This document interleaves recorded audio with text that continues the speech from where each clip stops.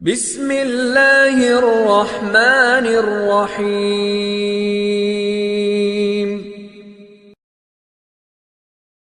اور جس مقصد عبادت اور طہارت کی وجہ سے اس مجلس اعظم میں آتے ہیں، ان مقاصد میں ہم سب کو کامیابیاں نصیب فرمائے۔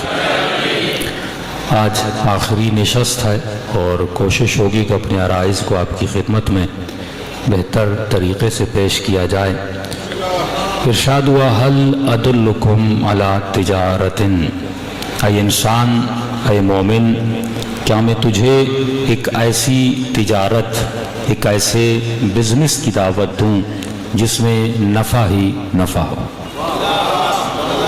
دنیا کا کوئی بھی بزنس کرے اس میں نفع بھی ہوتا ہے، نقصان بھی ہوتا ہے، لیکن یہاں پر نفع ہی نفع ہے، کیونکہ جس سے بزنس کر رہے ہو وہ ہر نفع کا مالک ہے۔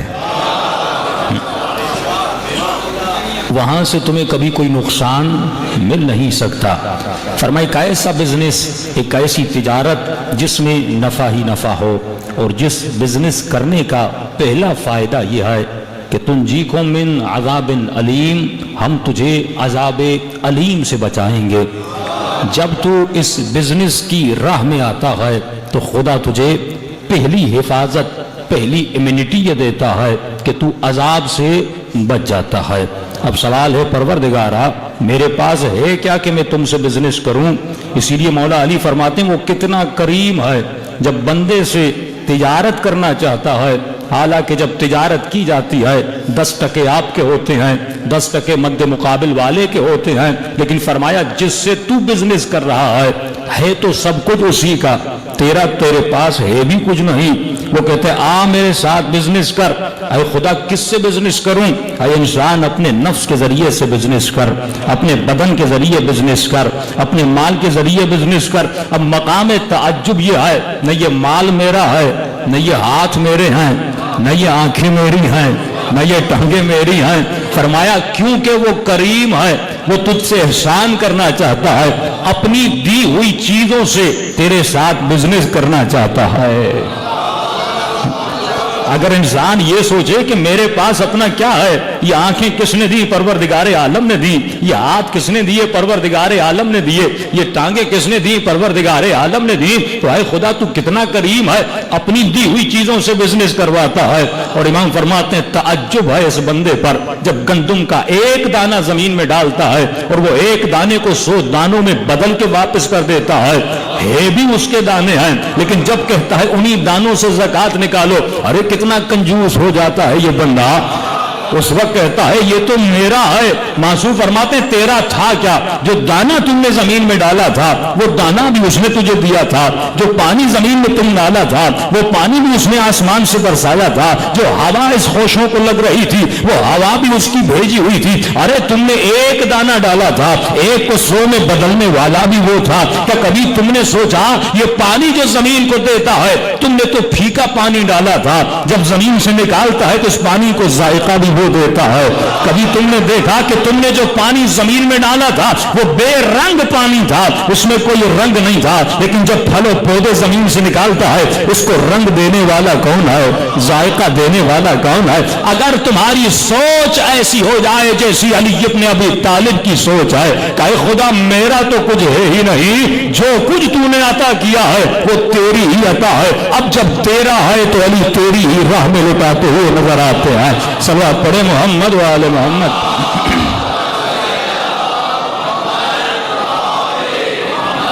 کیونکہ آخری مجلس ہے، چند علمی نکات کی طرف آپ کو متوجہ کرنا چاہتا ہوں۔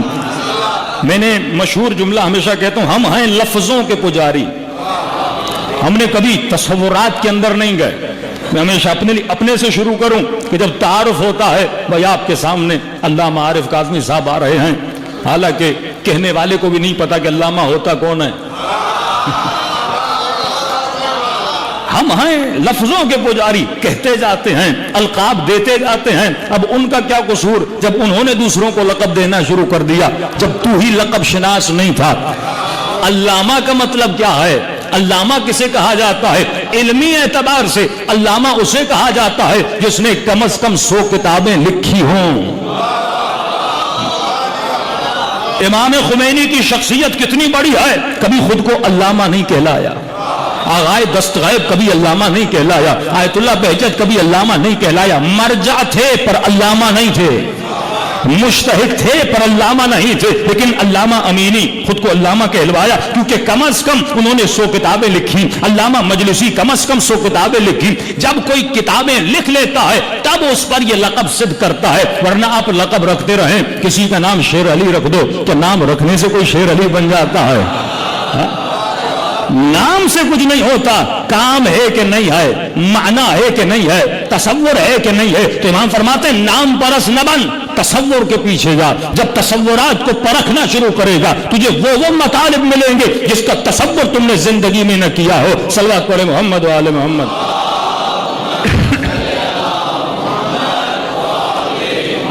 ان کو بٹھا دے، کوئی مومن کو بٹھا دے، بار دیگر صلوات پڑھے محمد و آل محمد۔ تو ہمیں تصورات میں جانا ہے، معانی میں جانا ہے کہ اہل بیت کہنا کیا چاہتے ہیں۔ دیکھیے ایک لفظ توجہ میری طرف رہے، مشہور ہے کہ ہم ہر زیارت میں یہ لفظ پڑھتے ہیں، اور قرآن کی کئی آیتیں اس لفظ میں چھپی ہوئی ہیں کہ جب ہم معصوم کی زیارت کو جاتے ہیں تو کہتے ہیں اشہد انک قد اقمت الصلاۃ وآتیت الزکاۃ، مولا میں گواہی دیتا ہوں کہ آپ نے نماز کو قائم کیا، یہ نہیں کہ نماز پڑھی۔ قرآن کی ایک بھی آیت نہیں ہے جہاں لفظ ہو اقرأ صلاۃ، نماز پڑھو، نہیں، اقیم الصلاۃ، نماز کو قائم کرو۔ ارے پڑھی تو نماز ابن سعد نے، حسین نے قائم کی،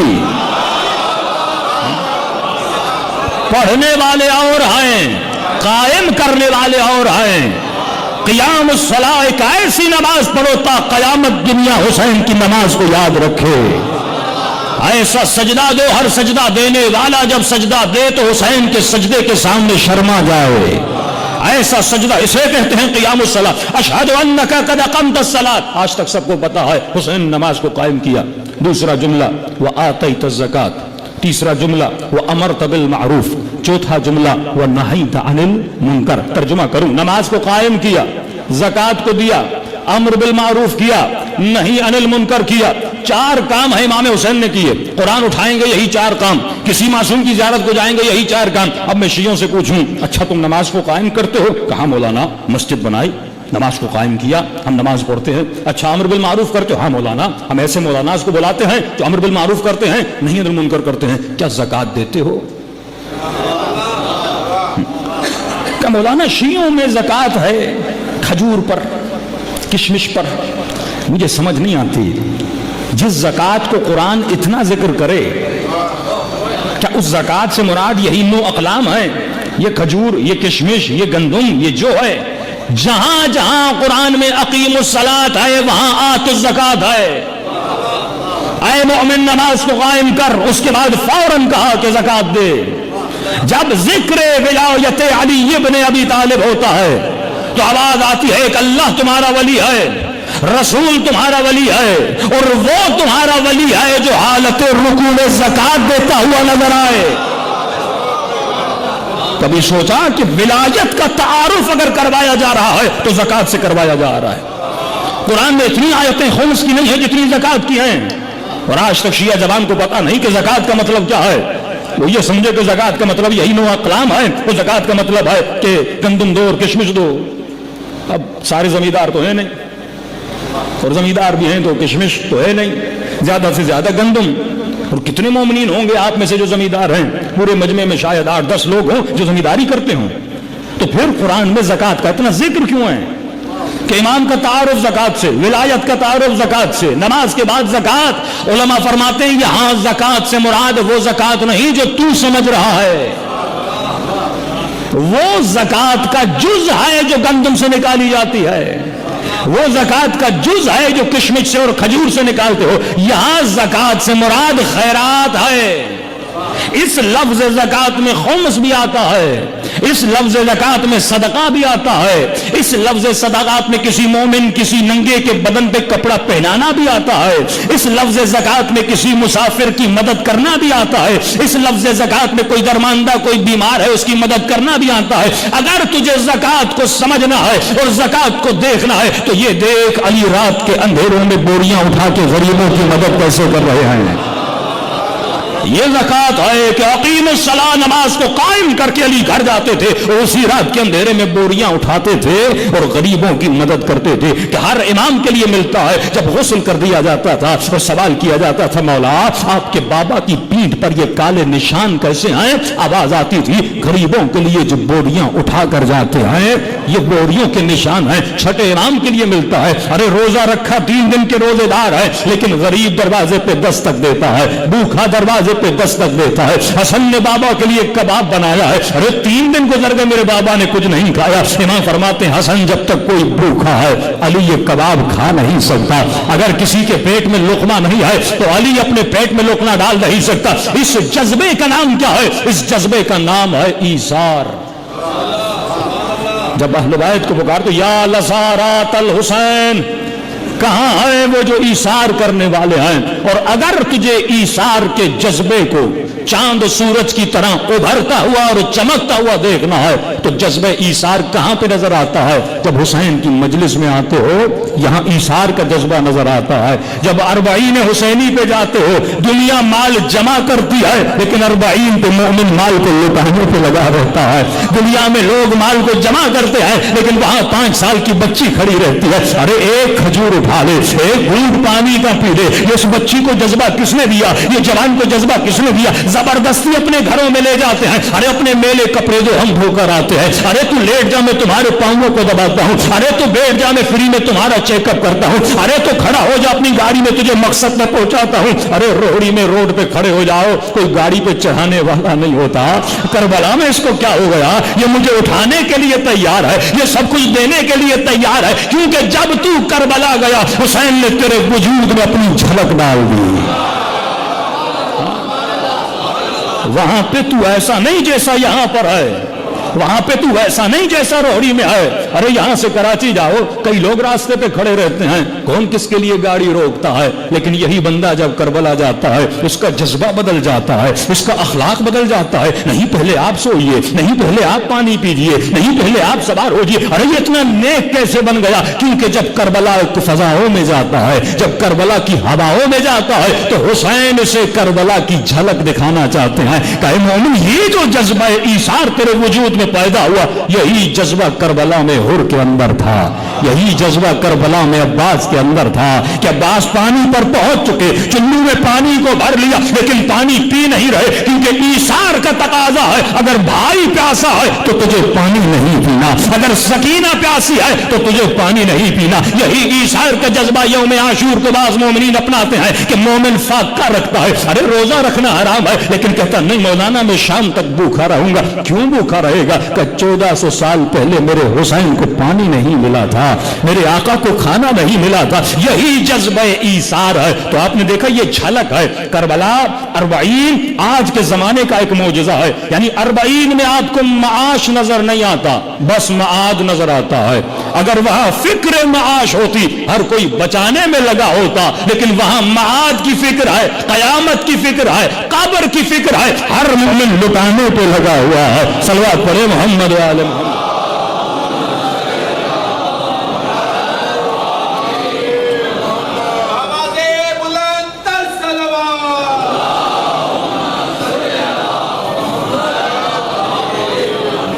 تو آپ نے دیکھا اگر درجہ ایمان پہ آنا ہے تو اپنے وجود میں معاش کو دھیما کرنا ہے اور معاد کو بلند کرنا ہے، کیونکہ ایک نہ ایک دن تجھے تو اس دنیا سے جانا ہی جانا ہے، ایک نہ ایک دن تجھے تو اپنی جان کو دینا ہے، اور جان جس رب الارباب کو دو گے وہ آواز دے گا میں نے تو تجھے آفر دی تھی کہ میرے ساتھ تجارت کر، تو اپنی تجارتوں میں لگا تھا، تو دنیا والوں کے ساتھ بزنس کر رہا تھا، اے کاش علی کی طرح اللہ کے ساتھ بزنس کرتا۔ کئی لوگ اعتراض کرتے ہیں نا کہ مولا کے ہاتھوں میں رسیاں تھیں تو علی نے تلوار کیوں نہ اٹھائی؟ ارے تلوار وہ اٹھائے کہ جب علی کے بدن پہ حملہ ہو، تلوار وہ اٹھائے، اگر کوئی مجھے مارے میں دفاع کروں گا کیونکہ یہ میرا بدن ہے، لیکن وہ علی جو اپنا سب کچھ شب ہجرت بیچ چکا، اب اگر کوئی کچھ علی کو کہے، یہ علی کو نہیں کہہ رہا، جس نے علی کو علی سے خریدا ہے، یہ ہر بات اس کو جا رہی ہے۔ تو انسان وجود میں معاد کو پیدا کر، اپنے بچوں کے دلوں میں قیامت کا خوف، یوم قیامت کی بیداری ڈال، لیکن ذرا غور کر اہل بیت کے کلام پہ اتنا ذکر زکوٰۃ کیوں ہے؟ کیونکہ جب تک زکوٰۃ کے پابند نہیں بنو گے، وجود میں جذبہ ایثار نہیں آئے گا۔ ایثار کا مطلب کیا ہے؟ یعنی مقصد زندگی یہ ہو، اگر خود جنتی ہو تو آخر دم تک کوشش کرو کسی ایک اور کو بھی جنتی بناؤ۔ میں نے شفا اور وطر کا ذکر کیا تھا نا، کہ اگر شفیع بننا چاہتے ہو کسی کے تو یہی دنیا سے شفیع بنو۔ وطر ایک، شفا دو۔ جب کوئی شفیع بنتا ہے اس میں دو بندے ہوتے ہیں، ایک شفاعت کرنے والا، ایک شفاعت لینے والا۔ تو معصوم فرماتے اگر تو دنیا میں کسی کا شفیع بنے گا تو ہم آخرت میں تمہارے شفیع بنیں گے۔ مولا میں کیسے کا شفاعت کا مطلب کیا ہے؟ شفاعت کا مطلب یہ ہے کہ تم کسی کو جنتی بناؤ۔ اہل بیت قیامت میں جب میری آپ کی شفاعت کریں گے تو ہم جنتی بنیں گے۔ تو فرمایا تو دنیا میں میرے چاہنے والوں کی شفاعت کر۔ مولا شفاعت کیا ہے؟ تو یہی تو جملے دہراتے ہو، اشہد انک امرت بالمعروف ونہیت عن المنکر۔ امر بالمعروف یعنی اس کو جنت کی دعوت دو، نہیں عن المنکر یعنی اس کو جہنم سے روکو۔ اب اگر تو دنیا میں کسی کو جنت کا راستہ دکھلاتا ہے، اہل بیت آخرت میں تجھے جنت کا راستہ دکھلائیں گے۔ سوال یہ ہے کہ تو کیا بن؟ شفیع بن۔ اب زکوٰۃ اتنی اہم ہے، اس فریضہ الہی سے ہم سارے تقریباً محروم ہیں۔ میں نے مشہور ہمیشہ ایک بات کرتا ہوں کہ جب مولا علی ممبر پہ جاتے تھے تو پورا مجمع علی کو واہ واہ کرتا تھا۔ کیوں کرتا تھا؟ کیونکہ افصح الرجال فی العرب، عرب میں سب سے زیادہ فصیح کلام کرنے والے، ادبی زبان میں بولنے والے تھے علی بن ابی طالب۔ ٹھیک ہے، تو میں نے کہا مولا کے کچھ معجزے ہیں تاریخی، کچھ معجزے ہیں زندہ معجزے، کہ میں نے یہ جو امام کا معجزہ بتا رہا ہوں زندہ معجزہ، میں نے تقریباً 7 لوگوں کو ایک مجلس میں شیعہ بنایا تھا، صرف اس ایک مولا کے معجزے سے۔ آپ یہ کہو کہ مولا نے ٹھوکر ماری مردہ زندہ ہو گیا، وہ کہے گا بھائی جھوٹ بول رہا ہے۔ آپ یہ بولو مولا پانی پہ چلے، وہ کہے گا جھوٹ بول رہا ہے۔ میں نے دیکھا تھوڑی ہے، شیعہ تو باتیں بناتے ہیں۔ تو بہتر یہ ہے کہ وہ معجزے بتاؤ جس کو دیکھ کر آج والا جوان بھی شیعہ ہو جائے۔ معجزے بہت ہیں۔ ایک معجزہ کہ مولا منبر پر گئے، اور علم علی کا معجزہ ہے، مولا منبر پر گئے اور کسی نے کہا کہ یا علی، عرب میں کسی نے آج تک ایسی گفتگو کی ہے، ایسی شاعری کی ہے، ایسا خطبہ دیا ہے جس خطبے میں نقطہ نہ ہو؟ تو مولا نے کہا آج تک کیا تو نہیں، لیکن اگر کہو تو علی تجھے سنا دے۔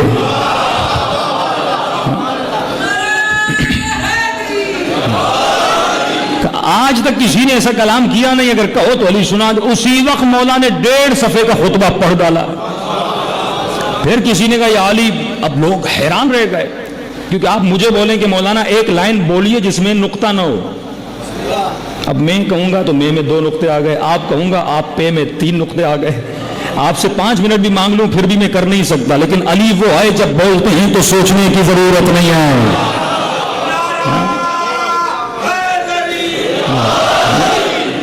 کسی نے مجھے ایک کتاب دی کہ مولانا کوئی عالم دین ہے شاید اہل سنت کے، انہوں نے ایک تفسیر لکھی ہے چھوٹی سی، لیکن پوری تفسیر میں نقطہ نہیں ہے۔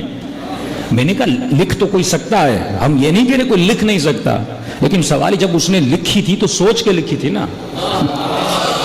کمال علی یہ ہے کہ اسی وقت منبر پہ بیٹھے اسی وقت خطبہ دے رہے ہیں، یہاں لفظ موتیوں کی طرح نکل رہے ہیں لیکن کسی بھی ایک لفظ میں بھی نقطہ نہیں ہے۔ اسی وقت دوسرا اٹھا، یعنی کوئی ایسا کلام کسی نے کیا ہے جس میں الف نہ ہو؟ امام فرماتے کیا تو نہیں، لیکن اگر کہو تو علی کر کے دکھا۔ یہ علم آج یہ خطبے موجود ہیں، ان کا ترجمہ ہو چکا۔ یہ تبلیغ اہل بیت ہے کہ ہم کتنا خرچہ 20 دیگوں پہ کر لیتے ہیں اس پیٹ کے لیے، میرے پیٹ میں جائے گا اور بعد میں نکل جائے گا۔ لیکن اے کاش اگر ہم اسی روڑی میں اسی سکر میں مولا کے خطبے کی اگر 500 کاپیاں چھپوا لیں، اور مجلس کے بعد ان جوانوں میں بانٹیں, یہ جوان دوسرے مسلمانوں میں بانٹیں تاکہ ان کو پتا چلے علی کا علم کتنا تھا. میرے استاد تھے, میں نے ان سے سوال کیا, میں نے کہا مولانا آج کل بڑا مسئلہ ہے, وہ کہتے ہیں علی افضل نہیں ہے, وہ کہتے ہیں فلاں افضل. انہوں نے کہا دیکھو دوسروں کو چھوڑ دو, تم ایک کام کرو. میں نے کہا کیا؟ کہا اتنا علی کے فضائل پڑھو, جب علی اتنا بلند ہو جائے گا وہ نظر ہی نہیں آئیں گے. تبھی تو شاعر کہتا ہے کیا بتاؤں تجھے ہے کدھر زندگی, کیا بتاؤں تجھے ہے کدھر زندگی, ہے علی جس طرف ہے ادھر زندگی. کیا بتاؤں تجھے ہے کدھر زندگی, ہے علی جس طرف ہے ادھر زندگی. دیکھو ہرگز نہ چھوڑنا درے مرتضیٰ علی, ورنہ ہو جائے گی در بدر زندگی.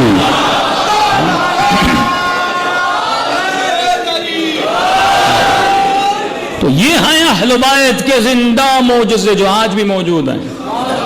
دوسرا اہل بیت کے معجزے وقت نہیں, اس پہ ایک اشرا درکار ہے جو طب اہل بیت, ایک نیا اہل بیت کا معجزہ ہے. پھر کبھی زندگی رہی تو اس ٹاپک پہ میں پڑھوں گا. وہ اس لیے میں نہیں پڑھتا کیونکہ مومنین فوراً کہتے ہیں مولانا پھر ہمیں چاہیے, میرے پاس ہوتی نہیں ہے. تو میں کہتا ہوں جب مولا کا معجزہ پڑھوں تو وہ معجزے ساتھ لے کر آؤں تاکہ اس کے بعد مومنین کو دیا بھی جائے اور ان کو شفا بھی ملے. شفا مل, یہ ہیں اہل بیت کے زندہ معجزے. انسان کو آنا چاہیے کہ مجھے اہل بیت کی تبلیغ کیسے کرنی ہے. فرما زکوٰۃ, یہ علی کا معجزہ تھا. علی علم کی زکوٰۃ بھی دیتے تھے, علی اپنے مال کی زکوٰۃ بھی دیتے تھے. اب مومن یہ سوچے کہ مولا جب منبر پہ جاتے تھے افصح الرجال فی العرب, عرب میں فصیح ترین, جس طرح آپ مجھے واہ واہ کر رہے ہیں, تصور کریں جب علی بات کر رہے ہوں تو عرب علی کے لیے کتنی سبحان اللہ کہتے ہوں گے. لیکن یہی مولا علی واہ واہ کرتے تھے اور مولا مجلس کے بعد کہتے تھے کہ جنگ پہ جانا ہے, شام کو آ جانا. وہ علی جب خطبہ دیں تو اتنا مجمع, لیکن جب جنگ کا اعلان کرتے تھے کوئی کہتا تھا یا علی سردی بہت ہے, کوئی کہتا تھا یا علی گرمی بہت ہے. تو مجمع کا خطیب کو سننے آنا یہ اور ہے. علی کو بھی سنتے تھے, اہل بیت کو بھی سنتے تھے, لیکن جب اہل بیت لوگوں سے کچھ مانگتے تھے, ایسے تو اللہ اللہ سب کرتے ہیں, لیکن اللہ کہے کہ مجھے کچھ دے, اتنا جگر بھی ہو نا حسین کی طرح سب کچھ دے دے. ہدف زندگی ہے ایثار, مقصد زندگی ہے قربانی. کہ اے بندہ خدا, وہ خدا جو حسین سے اکبر مانگے. جو حسین عصمت پر رہے ہیں, جس حسین نے سجدے کیے, جس حسین کا تو سب کچھ تھا ہی اس رب کا, وہ خدا جو حسین سے قربانی مانگے, یہ تم سوچ بھی کیسے سکتے ہو, تم سے قربانی نہیں مانگے گا.